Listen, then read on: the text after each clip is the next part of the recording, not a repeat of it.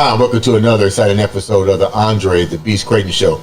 Today is an exciting show because we're going to talk about branding. And today's story goes back, way back in the time where a young kid probably picked up his first boom box and was walking down the street, got the bug, and decided this is what I'm going to do for a living. To Dave, all the way from Indianapolis, Indiana, his hometown, but really he's from Mississippi. We'll get into that later.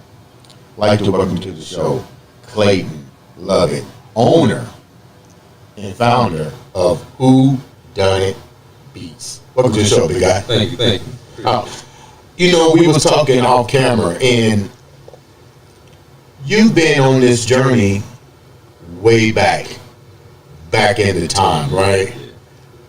Take the viewers down a little bit of your childhood first before we go deeper into the brand of Who Done It Beats.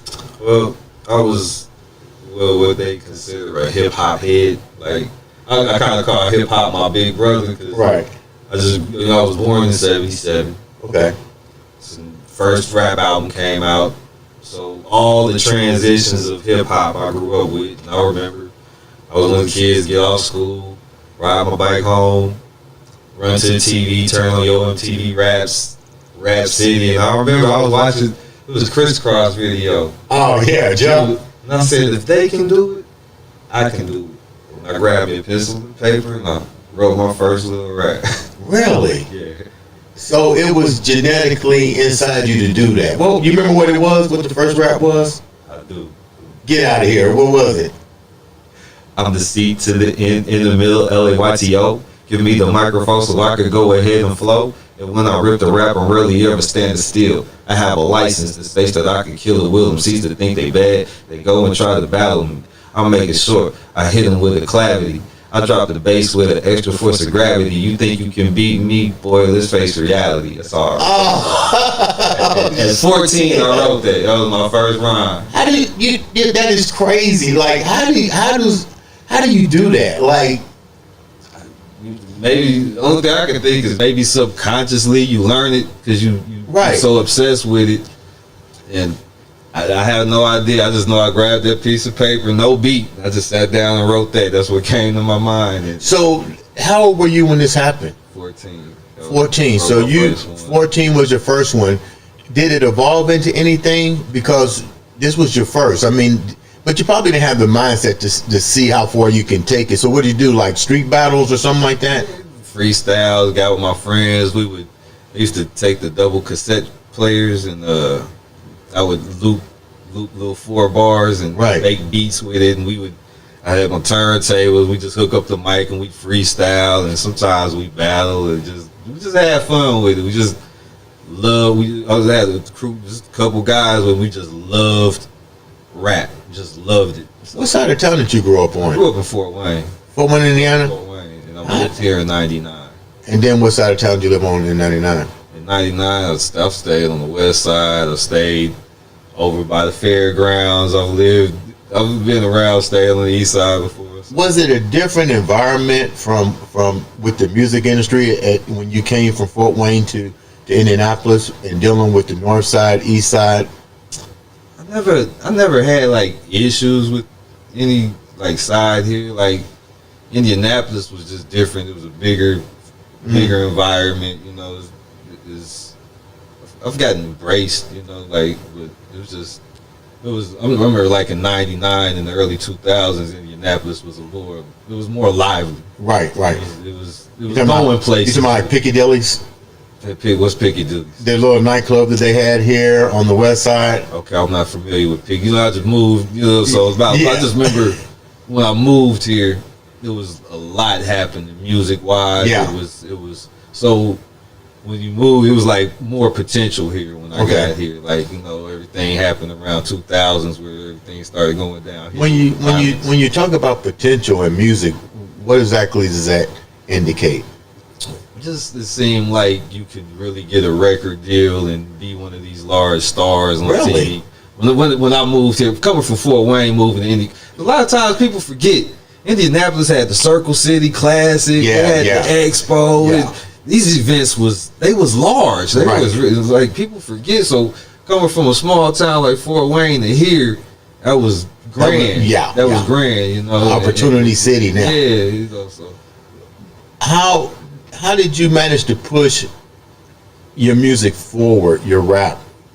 Well, I only got so far with it. You know, at certain points, you know, life get real and you kind of fall off. But I was always kind of moved away from the rap and started trying to get into music production and audio recording. So that's kind of where I've been at for a few years till about 2018, and that's when I got into film. What were some of the issues that made you shift? Just I don't want to discourage anybody. If you're an artist, but I will tell you this: you got to go and you got to make that your main focus, because life. You have to be obsessed. Life will distract you, and those distractions will throw you off track. So you got distracted. Yeah, just life, your family, and just having to work and maintain. So how old were you when you got distracted, when life started to change? You start getting about 25, 28. You start kind of. You're still young. You're wilding out about that age. Yeah, we're wilding out at that age. You start looking. You get more understanding of what it takes to actually be an artist. And sometimes you have to ask yourself, is that who you want to be for real? Cause what did you have to do that you look back now at 25? What do you go back and tell yourself? I would just say, like I say, everything would have to. I would have moved to a larger city, possibly. I would have slept in cars. I wouldn't have, things that people normally kind of scared to do. Right. I would have did it. I would have did it to make because you still had that energy. You understand. You like hindsight's 2020. Right. Just understanding what it really takes. And I know sometimes we see these artists on TV and we think, but it's a lot into it. It's really a lot into it. Just to even maintain the charisma and fan base. And did you have support at that age? You have mom and dad, brothers and sisters, a support cast? Not as far as like trying to achieve that. Like that was just kind of something I wanted to do. Like I'm sure a lot of artists go through it. Your average people around you. Right. See it as a far-fetched idea, so they don't necessarily. So with them feeling like that and people feeling like it was a far-fetched idea, at 16 to 20-some years old, you still was trying to make it happen, but then you got the setback. What was the second phase of your journey? You decided that, okay, I got distracted, maybe writing rap, music is not going to be the ticket. When did it switch over to production? About 25, 26. Why production? I was already doing like it was just like as I started making tracks and getting into it, it became my new obsession. Because I don't play the piano, like so I started trying to just understand music, how music works. Like for a long time, I was just hitting keys and making beats and. People be like, I don't like that. I get, it's good. It's what I like. I can do something to it. And eventually, you have to understand if you want to make money, you're going to have to make something other people like. How did you manage to, did you go to college for musical engineering? Yeah, musical engineering. No, it's all home study. And how did you know you had to amplify your craft, and how did you do it? Because, excuse me, you said you didn't know how to play the piano, you didn't know how to play all these instruments, but yet still you're trying to make a career switch, but still keep your brand into a different arena of music now. You're not writing, you're actually taking instruments and making, what is it, a score, a beat? Making a track. That has to be difficult. I mean, I bumped my head a long way, and I got a lot of rejections. I still get rejections. I got a lot of rejections. Like, why do you get rejections? I'm curious. Why do you get rejections? Sometimes my sound isn't like the average sound. Right. You know, like just for whatever reason, it's a little different. And sometimes the average ear wants to do what it recognizes. You know. How do you get people to understand your beat? Because we talked about a guy that I was listening to, Beats by Black. I guess he has his own little hook, that hook I was talking about. So does every engineer, because that's what you are, a beat engineer, do you have your own signature song or signature beat that you have to get people to buy into? Or when you're creating a beat, how do you do that for somebody that just comes off the street but that may not like what you got? Like, how do you switch the gears? One thing, as I got older, you just understand that everybody's gonna like what you have. Like some people gonna hate Dr. Pepper, some people gonna love Dr. Pepper, some people gonna hate Coke, some people gonna love Coke, and it's the same thing with the music. So you know, we either vibe or we don't. You can let me hear your hook, let me hear what you got. If I'm making it on the spot, if you say send me some beats, I'll send you some beats. If you, I don't stress out as much about that as I used to. I just. How difficult is it to actually? What's without giving out too much detail? What is the formula for a successful beat for an individual that comes to you? Like, how do you assess what you're going to do with that individual?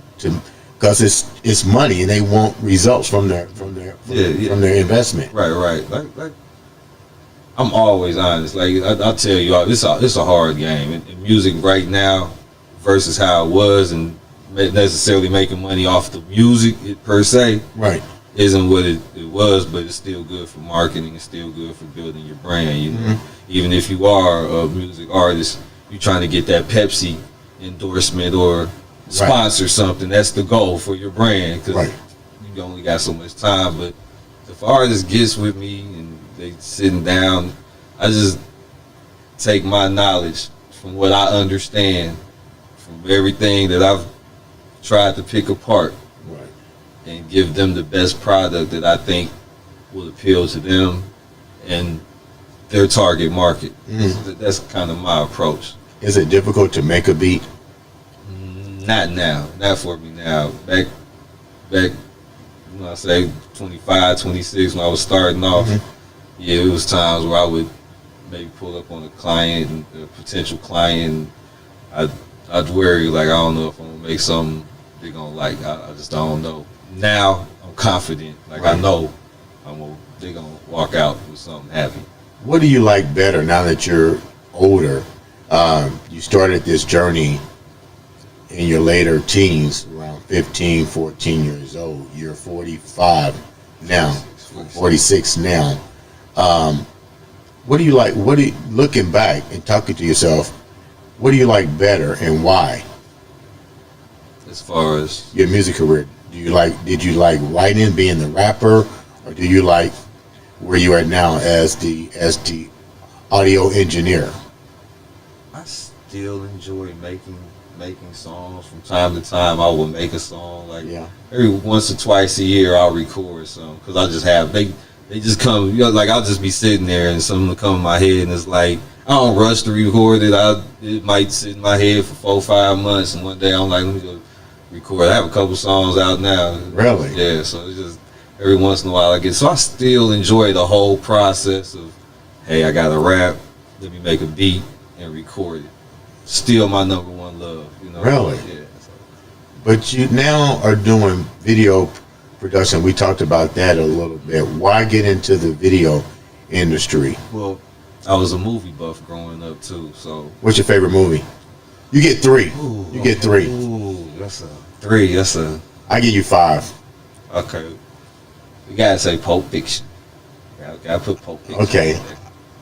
I did see Pulp Fiction. It took a while for me to understand the plot. But yeah, okay. The next one. Blowout. There's a movie with John Travolta called Blowout. I haven't seen that. It came out like 81. It's a great movie. I tell everybody if you get a chance to watch Blowout. Okay, I gotta put that on my list. Blowout. Number 3. Gotta put Friday on the list. Friday has to be on the list. Friday with which one? The first one. Okay. It was such a brilliant movie. 5 is hard, but Friday was such a brilliant movie. Okay. Pretty much one location, didn't need a big budget, but it was just a movie with cliches all through. It's a classic. It's hard. 5. Now you're number 4. On 4 now. Yeah. Can we leave? You can't leave Menace to Society off the list. Okay. You can't leave that off the list. They don't mention it enough, in my opinion. With Martin Scorsese's, and that was a well-filmed, well-written movie. Okay. Now number 5. Ooh, 5. That's a tough one. Let's see if I could just throw something miscellaneous in there. What's something I like to watch? 5. It's like leaving something out. Like so many just great movies. Like 5. I don't know if I could put a 5 out there just off the top of my head. Let me throw a horror film in there. Evil Dead 2. Never seen it. Evil Dead 2. Is that a must? If you like horror. Okay. If you like horror films. What do you take from those movies into what you're doing now? You mentioned a lot of different genres in the movie industry. I'm surprised that there's not a Western or a like a family type like The Godfather, something like that. But you did pick the fact that there was a lot of short films, one that was shot on one location, low budget. What are you bringing? What did you get from all those movies that you just mentioned and bring it into your career, and why? Well, if you take Pulp Fiction, for example,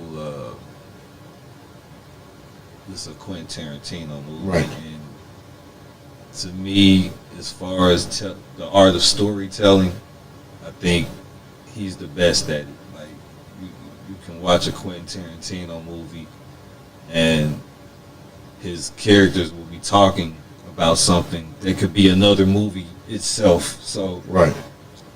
that's kind of what I take from Quentin, that I like what he does. He'll have just the average conversation that might seem random but still applies to the movie, and it'll just be interesting enough to be a whole nother movie itself. Right. Blowout, when I first watched Blowout, it opened my mind to storytelling. Like, really? Taking a small idea and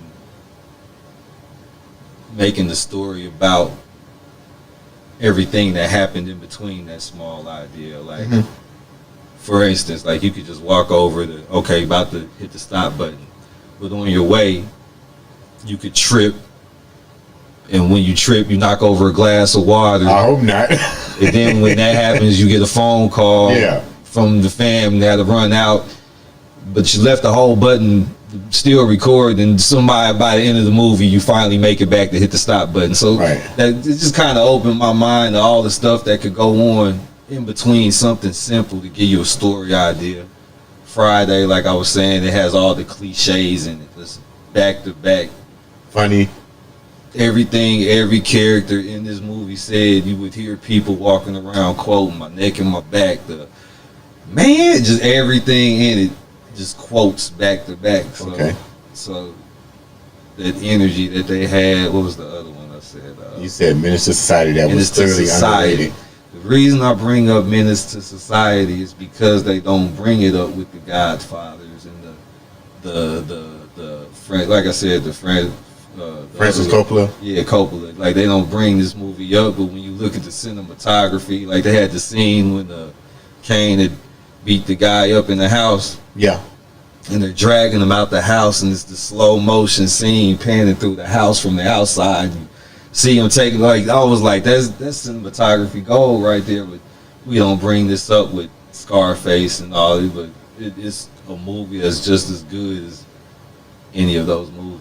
So when you start seeing this decided this was your ticket to say I need to basically start creating films because I see It was just the different aspects of movie. I think it was just probably just something in me to do, and I went back to school in 2018. I was really going to go to get my music production degree just so I could have that under my belt, but then I found out that they send you the equipment to do movies. And like I messed around with it when I was young. Like even when I first went to school, it was for broadcasting. Right. It's kind of shifted, but they said they send you the camera and everything. And When you got the camera, what happened? I just started learning it. I spent. Now I'm comfortable with it, but it was an adjustment because I was coming from sound to visual art. Right. I've never really been a visual artist. Like my son, he's a natural visual artist. Like I remember he did a commercial in high school and it looked like anything on TV. Really? I struggle with it, like to get a good look in visual. So How long did it take you to really start to master the craft? My hats off to you, the fact that you didn't give up. You kept the focus. You in the pivot that you're doing is almost like the triangle offense with the Chicago Bulls. You're moving from here to here to here to here, and still staying pretty much in your lane. You haven't left. You're still under the entertainment field to some degree. This is thing because it's just what I know. Did you ever want to quit? Every other week. Every other week.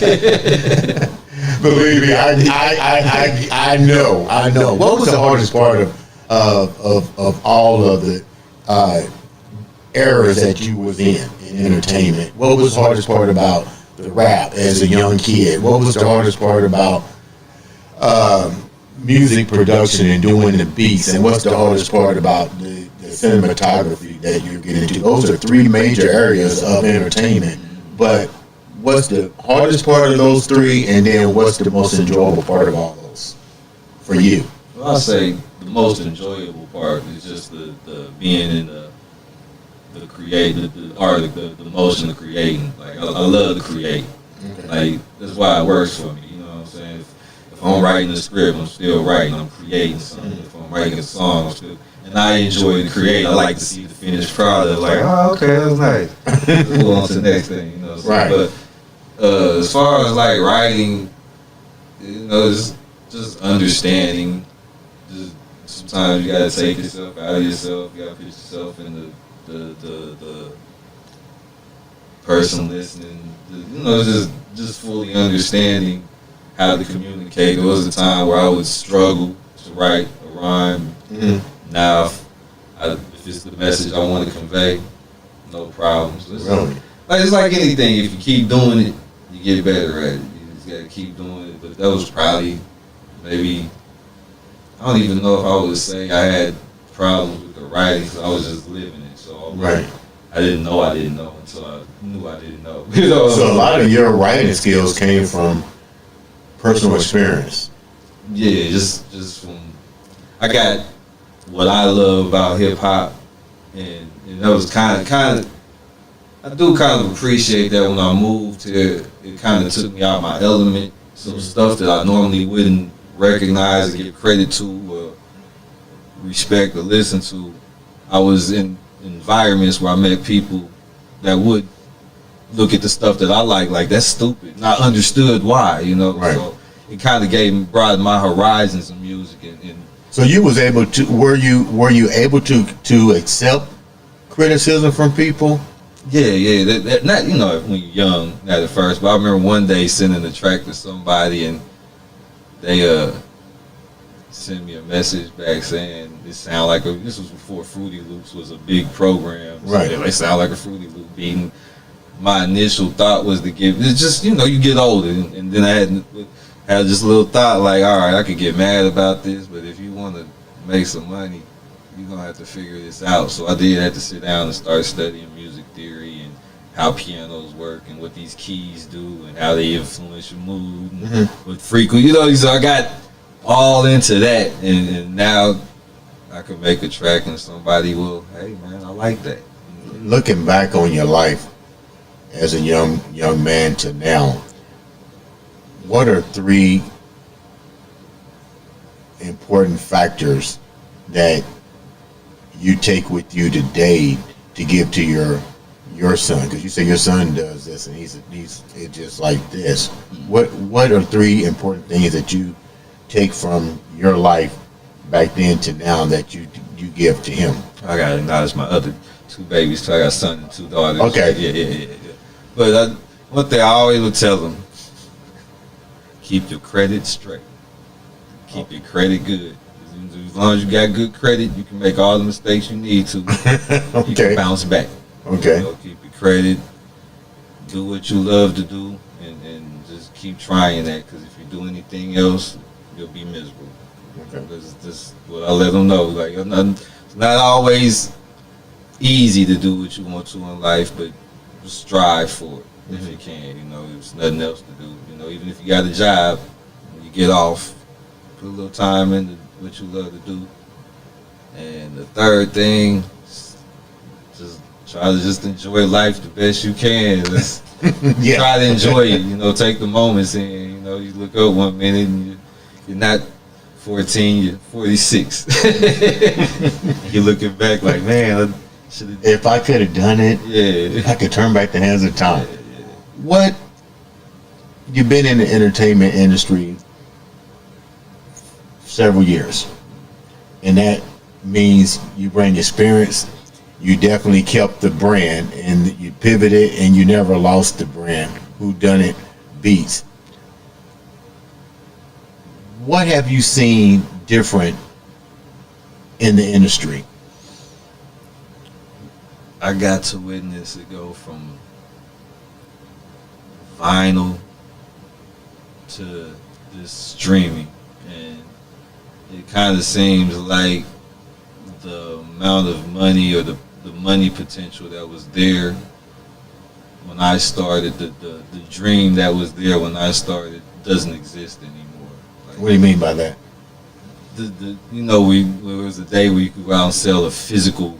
There was an era where people could go out and sell 100,000 CDs out their trunk. Yeah, right. You can't do that right now. Like, even if you're the best artist, you got this. You can maybe come up with your own way to maybe sell your MP3s, but you got this distribution thing where you kind of need it, but they're not paying out. So that was the biggest change, that dream that we had to.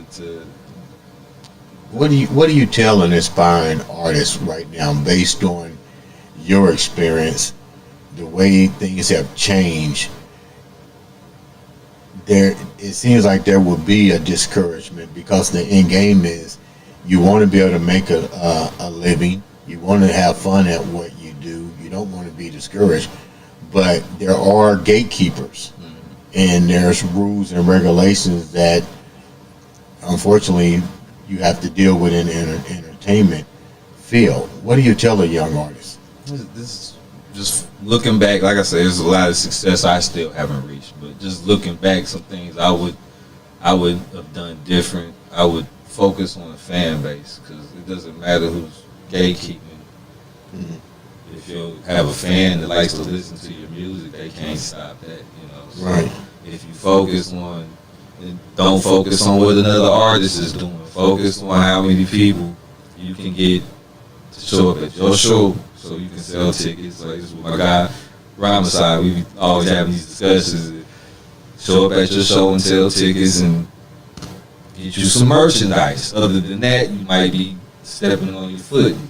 But if you got some merchandise, and you got some way to generate money, it comes down to building your brands. Right. You got a brand that people love, and you get your numbers up, and you can sell merchandise. Then hopefully, you do get the streaming money. But like you were saying, how YouTube is doing people, and Spotify, they new rules. It's like, just don't. You got it, but you don't want us to have it.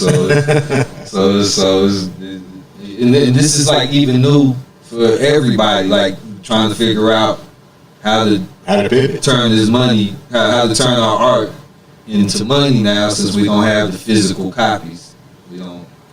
you are working with a young man who is definitely doing some pivots. Rama, how do you?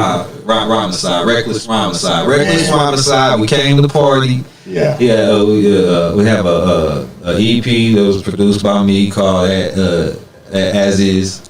And What's it like working? What's it like working with him? Ah, man, he's great, man. He's a friend to the end. You know, if you having a bad day, you just know how to. Hey, man, look, hey, it's life. Keep going, man. You just gotta keep going, man. What makes him different, and then what do you two have together? Because in order to work with somebody, a lot of times the best relationships usually happens when the best interests are aligned together. Like, what makes you guys so good together? Why did he come to you out of all the other beats masters and engineers? Well, one thing is we both got a love for rap. We both love with his name was Reckless Rhymicide. That's hip hop.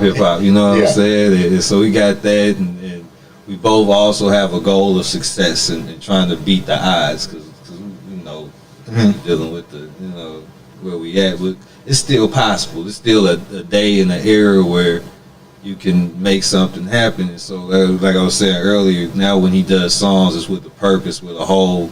There's a plan behind it. Like he has the "It's Your Birthday" song. You know, he's trying to sell the service of hiring them to come perform at your birthday. I come DJ, and you know, you have a party and celebrate your birthday. And you know, same way you would hire another performer to come to your birthday party. So this is but that was the whole plan of the song. It wasn't like I'm just gonna make this song. It's something. Every time he does something now, it's with a purpose and how. When he came to you, how did that make? Did you know of him prior to him coming to you? No, yeah, I had a buddy, my buddy, Mr. Pyrex. Mr. Who? Mr. Pyrex. You know, now they had Zaytoven and Gucci back in the day. This was me, and he kept telling them, you know, I guess Ramasai would go to a couple different places and, you know, have whatever experience. And guys kept telling them, hey man, call who done it. And one day he called me, and he's been working with me ever since. And wow. Became friends, and he's just been working ever since. Yeah. I appreciate you taking the time to come on the show, and definitely you got that beast mindset. You've been doing it for over 40 some odd years.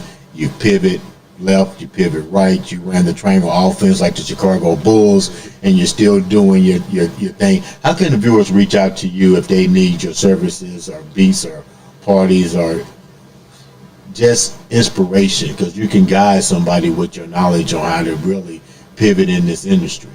I could be reached at Instagram is a good way. A lot of people got Instagram. It's Who Done It Beats. Is WHODUNITBEATS on Instagram, and my link to everything else is on there. So if you go there, also if you got TikTok, it's Who Done It Beats in Films. The letter N Films. I'm really trying to get my numbers up on there. So please follow me. I follow back. So if you got a TikTok, so make sure you support, because that's what this show is about. It's about understanding everybody has a journey, and we can help each other get to that journey by simply clicking the like, subscribe, the follow, listen to the story. If you got any questions, you want to learn about beats or improving your film production or even getting the film done. If you got, just contact me. We'll get it done. Short films, scores. What's a score? That's when the music, all the music, like the theme song, you know, dun dun dun dun dun dun dun dun. That's the score. That's somebody said, some brilliant mind sat there and came up with a song that's gonna resonate with you every time you hear it. Okay, that's really a way to get your brand out too, is to have a song that people go, oh wow. Okay, I'm gonna put you on the spot before we get off. All right. You said you wrote raps, and you just come up with them. Come up with something and leave the audience with right now. A freestyle? Freestyle, yeah. Talent is talent. Check it out. This is what I'm about to tell y'all. I don't want to let y'all Down with it. If you need some movies or something, call up Who Done. I'll pull up and jump in the mind frame. My mind came up with rhymes off the top. I drop a lot. I'm not gonna stop. I don't care if I'm 80. You will still see me talking about, hey, I got these beats, come pay me. My style's crazy, never lazy, always working. Mind for certain. Leave your feelings hurting. If you think you step into me on the mic, I'm Who Done, I got that style that you like, you know what I'm saying? You know, just on the spot. I appreciate that. Ladies and gentlemen, Who Done It Beats on the Andre the Beast Appreciate you too. Crayton show.